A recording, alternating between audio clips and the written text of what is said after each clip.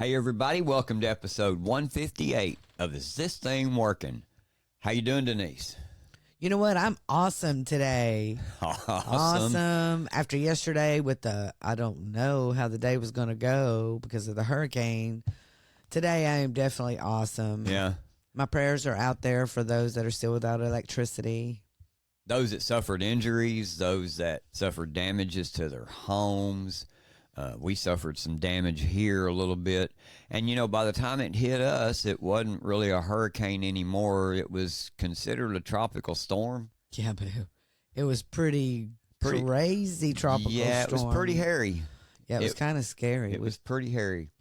And so we got a news article from Fox 4 KDFW out of Dallas, Fort Worth, and it says that Hurricane Beryl, it killed 8 people. And that more than 2 million people in Texas yesterday were without power. We ended up being one of those for the entire night almost. I know. They told us at one point that our power came back on, and that was a falsehood. Yeah. It did not. And so I said that we're still out, and they were like, really? And I was like, yes, we're still out. So anyway, the people where we live, there was some other problem that was going on that they had to find. But it came on in the middle of the night, and we were very thankful for that. Yep. And today starts, as we know, today will start the cleanup from Hurricane Beryl, and it's underway already. It is now weakened to a low pressure system, and it's moving on from Arkansas through Michigan throughout the week. And so areas from Arkansas to Illinois will see flash flooding throughout Tuesday and Wednesday. Y'all be aware. A lot of damage here, though. Like we said, 8 people were killed in the storm, including 7 in the greater Houston area and 1 in Louisiana. And down there on the coast, Galveston, Houston, all of that, they had wind gusts up to 94 miles an hour. That brought storm surge. What'd they say? The storm surge was around 10 feet or so. It knocked over trees, ripped roofs off of homes. The storm moved on inland, and it led to multiple tornadoes throughout Texas, Louisiana, and Arkansas. Yeah, you know, we had a tornado hit not too far from us in Timpson. Yeah. It kind of tore that little town up. Yeah, and reports of one that was in Cushing up there, too. Matter of fact, some friends of ours said that they had heard that that the tornado flipped over a truck there in downtown Cushing. That sounds kind of important, downtown Cushing, but there ain't but about 800 people there. Right. But either way. Well, poor Cushing. Cushing gets it all the time. They have little snap tornadoes all the time hitting there. In the Houston area, though, 3 people were killed by falling trees, 2 drowned, and 1 died in a house fire. Houston Mayor John Whitmer said he also confirmed that a 54-year-old Houston Police Information Security Officer, Russell Richardson, drowned while driving into work. That's wild. And you know, we seen this yesterday too, and we know people that were out there having to work in that yesterday. Yes. That was rough, man. My heart goes out to them. Matter of fact, you know, after the rains and all had kind of died down, about 2:30 or so, the rains had kind of stopped. The rain was the big storm was past us. But at that point, we still had those crazy wind gusts. That's actually when we lost electricity. That's when we lost electricity. And honestly, that's when the most of our damage came here. It flipped over my little lawnmower shed that I built out there. And just for references, guys, this was an 8x8 little lawnmower shed, about 8 foot tall maybe. And I built it out of 4x4 posts, 2x4s, and R-panel roofing, metal roofing. So I used the metal roofing for the sides. I buried those posts a foot in the ground. All 4 of those posts buried a foot in the ground, and it picked that sucker up and flipped it over on its top, broke one of the walls loose. So now I've got this mess out there. And we do have a mess in our yard. Yeah, and I'm going to put some pictures of some of our damage on our Is This Thing Working pages and our exercise. I'll put some pictures of our little bit damage. Yeah, and I got a little video, too, of some of the stuff, too. So tore metal roofing off of our chicken coop. That got damaged. What else? Well, we have trees down my car. Just about got demolished by a tree limb. And what I'm thankful for is it just landed just pretty as you please. Right beside it. Barely touching it. It's amazing. And we had about I don't know, maybe a bundle of shingles worth fly off the roof. Yeah, so we got a lot of work ahead of us. Yeah, we do, but we're not nothing compared to a lot of the No. damages that were from the people that were south of us. No. They caught the brunt of it. And also, like we're talking about the trees being down there. After the storm and after the high winds and all that came through yesterday, about 5 o'clock, me and you rode around town, looked at some of the damage around town. We seen some few things out, trees down in the middle of the road. At one point, we seen a tree down on top of a power line that snapped the power pole. And so the power pole, the line, and the tree were all laying across the road. Yeah. And they had all that blocked off, but they let us get down there close enough to it to take pictures of it. So anyway, it's a big cleanup effort. And like we always say, hey, man, if you're in that area, if you're near people, if you've got the ability and the means to help, please help your neighbor.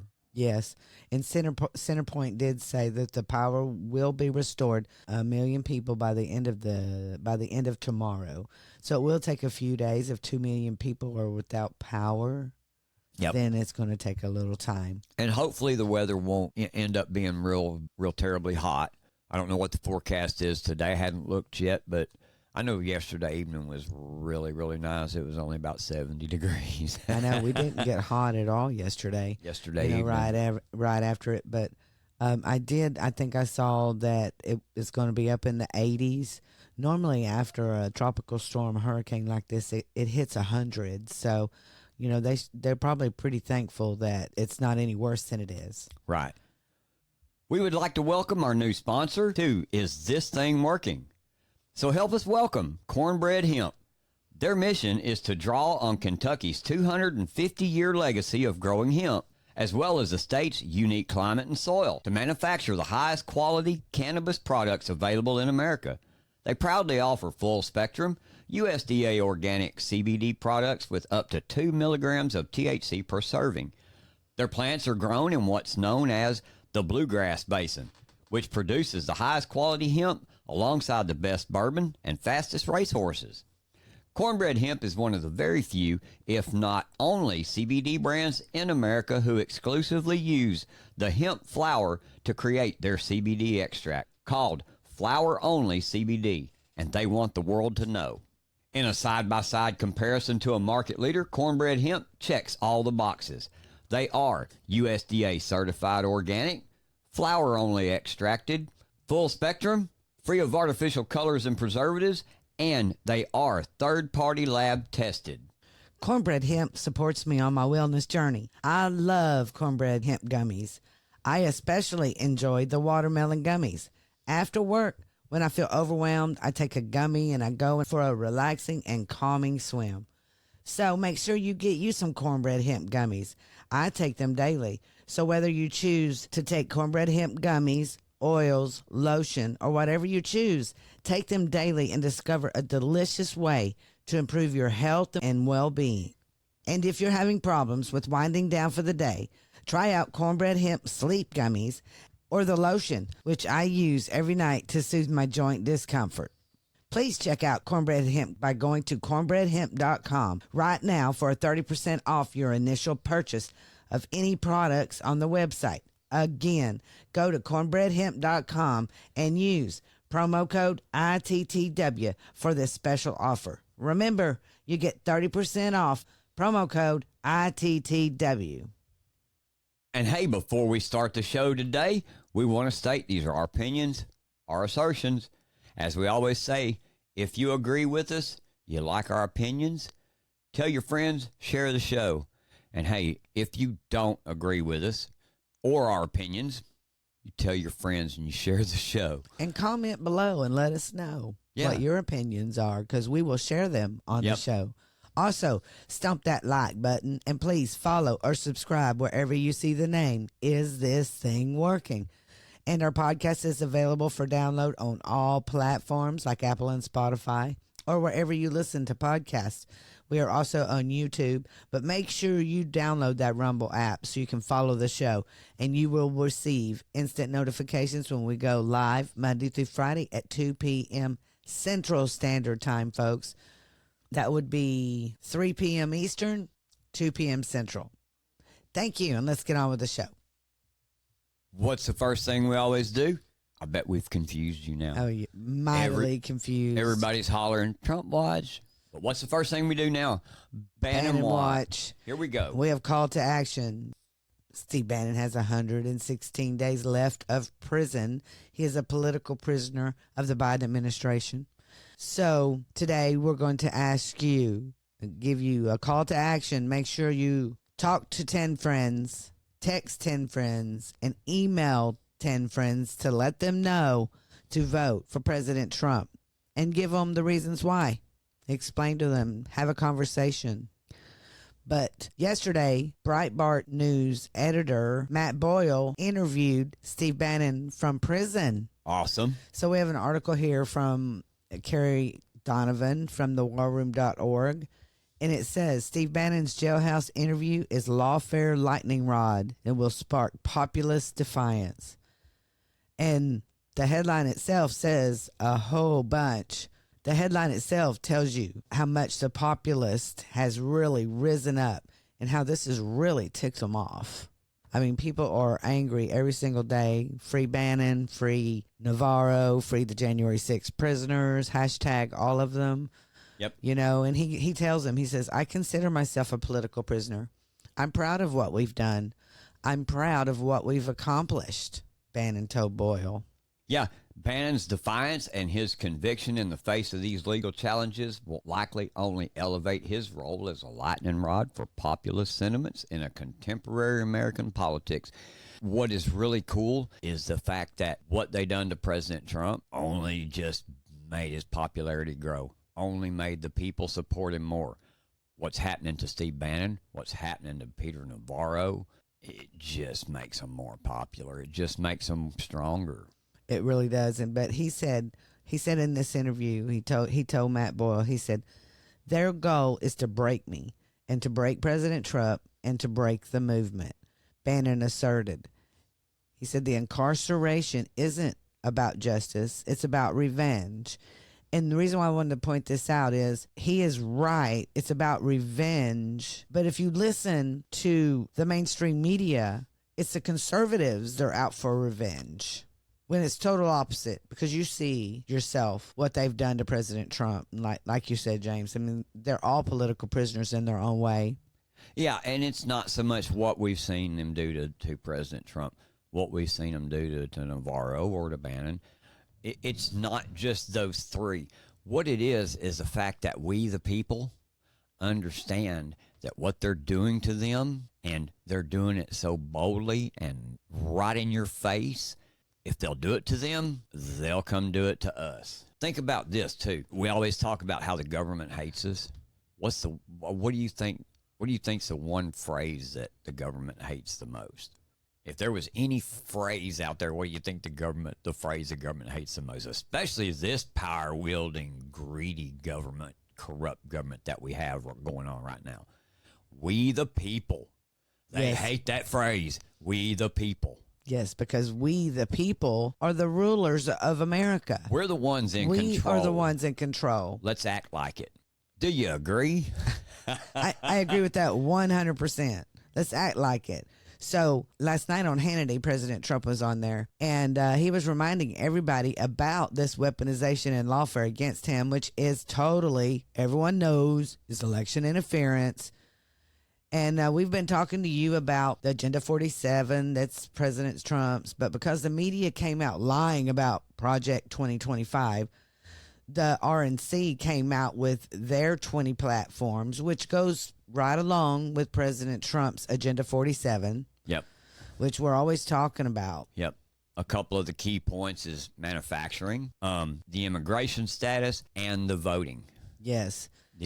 And keep men out of women's sports. Yep. That's really important. Another one of the points that the RNC made in this was number 9, and it says, in the weaponization of government against the American people. Yep. And we have a video right here we want to play for you of President Trump on Hannity last night talking about this very thing. No wars. I mean, I had no wars. We're heading into World War III, in my opinion, with this man semi-running things, because he's not running things. The people that surround the Oval Office, the people that surround the Resolute desk, the beautiful Resolute desk, they're really running things in Washington, I suspect, and it's very bad. And, you know, he got them into the warfare and lawfare, many different terms you can use, but basically going after your political opponent, using the Justice Department, using local DAs, using local attorney generals, going after your political opponent. Nobody's ever seen anything like that. And, you know, there are those, I just read an article that it's been a positive for me, but it's not a positive. It's very unfair. It's fighting an unfair battle. But he's the one that got us into that. And all these lawsuits you see and everything else, that's all Biden-inspired, meaning Biden people inspired. And it's, you know, very sad. I think it's a very sad time for our country. We're not respected anywhere in the world. He's not respected. And our country's in very serious trouble. And I'll tell you what, if we're not careful, we're going to be right in the middle of World War III, and that will be a war like nobody's seen before because of the weaponry. The weaponry is a whole lot different than two army tanks going up against each other. This is a whole different world, and we don't have somebody that can properly represent us. There's no question about that. Yeah, and that, you know, he's so correct, because who is running the country? Yep. You know, the people behind the scenes. Him and him talking about the fact that this was Biden inspired. Yeah, you can see the hate on Biden's face every time he talks about Trump. He absolutely, even during that interview with that Stephanopoulos. And think about this, like you're talking about and I'm talking about, with it being Biden inspired, Trump recognizes this.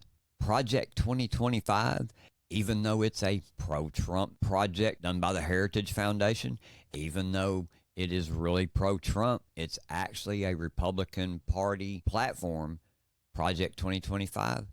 That's the reason that it scares them so much. If you begin to delve in to see what Project 2025 is all about, it's about repopulating the administration, moving the leftists and moving the Marxists and moving those people that are willing to weaponize the government against its own people. I mean, we've already started taking down the deep state through the Supreme Court. Now we just need to get in there and get rid of them. You know, there's so many administrative offices in the government that are telling the president of the United States this is the way it's going to be. I mean, for crying out loud, our borders open, our economy is through the roof, and we have no national security whatsoever right now. Introducing Coffee Brothers, where passion meets perfection in every cup. Our journey began with a simple vision to craft the finest coffee experience for every coffee lover. From bean to brew, we meticulously select the highest quality beans from around the world, ensuring every sip is a symphony of flavor. Join the Coffee Brothers family and elevate your coffee experience to new heights. Whether you're starting your day or taking a moment to unwind, let us awaken your senses with the perfect cup of coffee. Taste the difference with Coffee Brothers, where every sip tells a story of passion, quality, and excellence. Please click that link below. I'm drinking my Coffee Brothers right now. You know it right It's now. awesome. Have y'all heard of the SAVE Act? It's called the Safeguard American Voter Eligibility Act. And Representative Chip Roy from Texas has authored the SAVE Act. And if you want to know what this is, it's a piece of legislation that would allow American citizens to vote, and only American citizens to vote in federal elections with voter ID. And the funny thing is a poll came out recently that 81% of Americans are in favor of voter ID. 81%. It's amazing. 81%. And, you know, people are fighting about this, even though 81% of our voters say, hey, but, you know, that's registered voters. That's American voters. That is the only people that they poll, but they want to let illegals vote in our elections. That's just so strange to me. And this is what the SAVE Act is all about. Here's Chip Roy's statement on Fox News yesterday. 81% of voters specifically say they are in favor of voter ID. So Democrats are going to vote against something that 81% of Americans are in favor of? Really? Yeah, well, I was proud to join with the Speaker of the House and my friend Mike Lee over in the Senate to introduce the SAVE Act. It's legislation that I authored. This is legislation that would require proof of citizenship to vote in federal elections. We don't think this is that complicated. As you said, it's an 80% plus issue across the board among the American people. But Democrats, as usual, are so out of step and out of touch that they're going to fight it. They're going to challenge it. And they're going to try to stand up for the continued destruction of election integrity in this country, rather than just making a simple statement that only citizens should be voting in our federal elections. We have the power to do that under the Constitution. We should do it. There's been credible indication and evidence of mass efforts to recruit people who are here illegally and non-citizens to vote. Virginia had to clean off their rolls last year. They had 1,500 they had to clean off. There's thousands of examples across the country. Let's fix this right now, even as the president has had his lawlessness destroy our borders and import millions of people into this country. And they've even acknowledged that they intend to try to register these individuals to vote, using welfare rolls to do it, using Medicaid to do it. Let's stand up right now as America and say only citizens should vote, and you should have to provide proof of citizenship to register. Well, I would. You know, I hear him talk, and he's exactly right. I'm amazed that there's never been a law that said you can't vote here if you're not an American citizen. I'm amazed that there's never been a vote, or there's never been a law that says this. But here we are. Now we are. This is a good act, and this is a good act to help stop voter fraud, man. Yeah, and then people would be more sure of the elections if only American citizens were allowed to vote. Sure. And that they didn't just like write people's names on the ballots after they, have signed up and registered to vote. I mean, and, a person going to a voting booth or sending in your ballot in these crazy states that do that, you should have an ID. And I'm sorry, there should be a watermark. And there should be like a code, your code, something that ties that vote back to you and you only. That's exactly correct. And I like that, because then that way when you go, hey man, how did Biden get 81 million votes? Well, I don't know. Let's open them up and see who's legal and who's not. You know what I mean? And that would be easy to track that way. But they're not going to do anything easy, because the Democrats, they aren't interested in American citizens voting in federal elections any longer. And you know why? Because they couldn't win. Well, no, they couldn't win another election. No, they know they don't they win these elections free and fair, folks. Nope. It's set up that way, and they want it to be set up that way. Well, what was that we've heard from Tucker Carlson? U.S. Title 18 says that if you just declare yourself an American citizen, if you believe you are an American citizen, then you're an American citizen and you have a right to vote. Well, so back in June, there was a post come out by somebody, and was her comment about this video we're about to play. She said if Biden wins, which we know he won't, it will be because of open borders and the fact that Barack Obama at a DACA meeting told illegal aliens that voting would make them citizens. Try to discourage you from voting.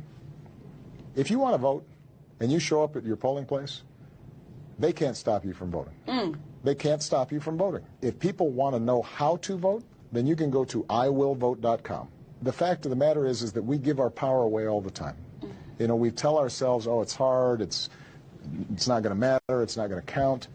And the powers that be, they're counting on us giving our power away. Many of the millennials, dreamers, undocumented citizens, and I call them citizens because they contribute to this country, are fearful of voting. So if I vote, will immigration know where I live? Will they come for my family and deport us? Not true.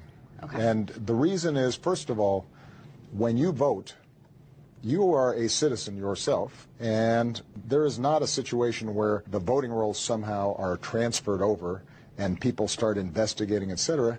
The sanctity of the vote is strictly confidential in terms of who you voted for. If you have a family member who maybe is undocumented, then you have an even greater reason to vote. You know what?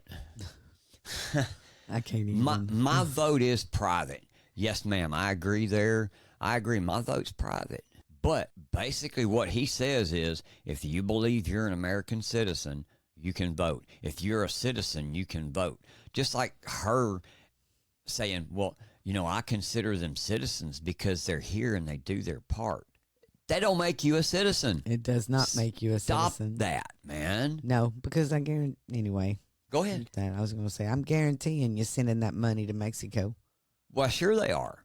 You know, And, I mean, and any other foreign country. Yes, I mean that money is going somewhere else. I'm sorry, these illegals are living free right now in America, so I don't consider them a citizen. No, ma'am. No, ma'am. And that's kind of, you hear about the Home Depot people that stand out in front of Home Depot, the illegals that stand out in front of there, and all you got to do is drive by your truck, and they'll jump in your truck, and they'll go work for you that day.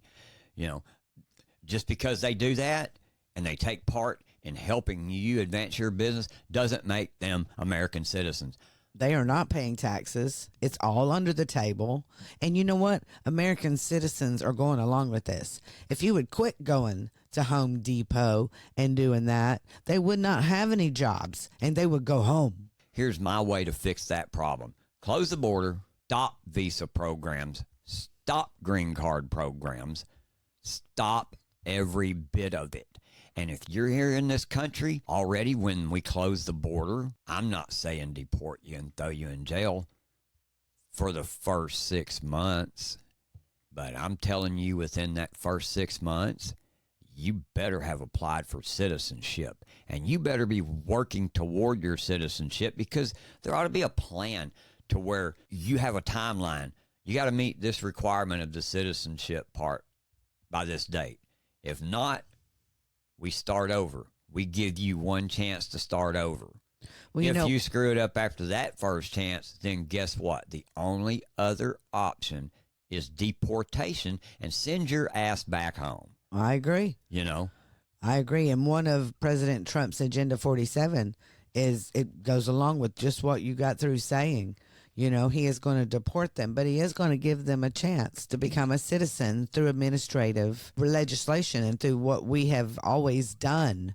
If you're not a criminal and you're not a terrorist and you come over here and want to be a part of the American culture, then you apply for citizenship. Exactly. You know, I did want to point out that President Trump is really impressed with the SAVE Act, and he tells Republicans in a statement, Republicans must pass the SAVE Act or go home and cry yourself to sleep. Non-citizen illegal migrants are getting the right to vote, being pushed by crooked Democrat politicians who are not stopped by an equally dishonest Justice Department. Our whole voting system is under siege. Hermeet and David go to court and get this stopped now. The Dems can't win on their policies. The only way they can win is to cheat. They do it at every level of government, and they do it well. That's how they got incapacitated moron like Joe Biden elected. Get tough, RNC, Michael W., Speaker Johnson, and all state and local Republican politicians. And us too. He's telling everyone, push this out. The Justice Department is corrupt and won't do a thing to help. They have no shame. All I can say is that if I'm elected president, we will pursue election fraudsters at levels never seen before, and they will be sent to prison for long periods of time. We already know who you are. Don't do it. Zuckerbucks, be careful. And I think that's so important, because let me tell you, Zuckerbucks is one of the reasons that 2020 was stolen. It was all about Zuckerbucks. Yep. Everyone knows that he paid a machine to go out and harvest ballots. And what they're doing now is they're counting ballots, not votes, folks. They're counting ballots. And that's it. So they're going to have ballots in the back room, and all these illegals are going to sign their name on a registration somewhere, and they're going to write their names down and put Joe Biden and everybody down ticket. And they're going to cheat, because they cannot afford to lose power right now. They can't afford to do it, because if they lose power, we're coming after them. I had a funny thought while you were talking about that. You know, they're registering them down there at the Darien Gap in Panama. They're registering them to vote. And all of these people, the ones, especially the ones that can't speak very good English, all they know to do and say is, I vote for Joe Biden. Well, if they're told to say that. Well, the Democrats this morning, as we speak, are holding a meeting in D.C. and having talks of seriously removing Joe Biden. As I've told you people already yesterday, hey, Democrat voters, don't let them steal your vote. Y'all voted for this guy in the primary. That's your candidate. Run this guy. They might try to tell you, hey, man, he's demented. Hey, man, he's just not physically fit to run for president again. It doesn't matter. We're just now seeing that. But, hey, all of you, don't worry. Don't worry at all, because John Kirby, he says that Biden is robust, he's lucid, and he's clear. He tells CNN this. I kid you not. This is how insane these people are and how much they love to lie. But listen. The president that I see every day, including yesterday a couple of times in the Oval Office, is robust. He's lucid, he's clear, he's direct, and he's in command of the context and the information. I mean, he was asking me questions yesterday about events in Europe that I simply didn't have the answers for. I had to go back and come back to him with some answers. I mean, that's the president that I see every day. That's the commander-in-chief that I've been serving the last 2.5 years. Now, this guy is the National Security Council spokesperson. Okay, John Kirby. Now, everyone, and reason why he came out, all of a sudden he's out there going, hey, everything is fine, the president is fine, is because we have a national security problem right now. Yes, we do. You know, another message that I got from that was what they always seem to do to you. Hey, we all watched that debate the other night, but don't believe your lying eyes. Is this thing working? Rise up. Well, hey, everybody, that's it for today. Thanks for listening, and I hope you've enjoyed the show. Hope you've learned some things about what's going on around us in the nation and in your communities. You know, we couldn't do this without your continued support either. We appreciate all of you showing up, taking the time to listen to us today. So please, like I say, make sure to hit the like button, share our show with all your friends. We'll see you next time on Is This Thing Working? And as always, I'm James, and that's my lovely co-host over there, Denise. And we'll see you next time. We're out.